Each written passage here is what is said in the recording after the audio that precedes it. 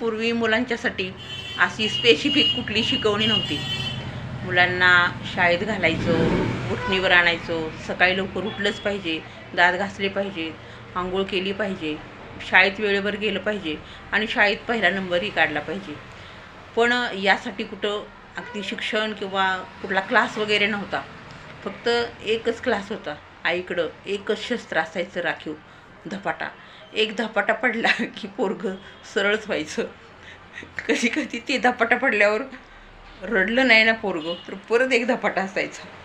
आणि एक धपाटा पडल्यावर जर समजा रडायला लागलं तर परत एक धपाटा असायचा. आणि खरंच ह्या धपाट्यामुळं खूप मोठी माणसं घडली. पूर्वीचा काळ बघा.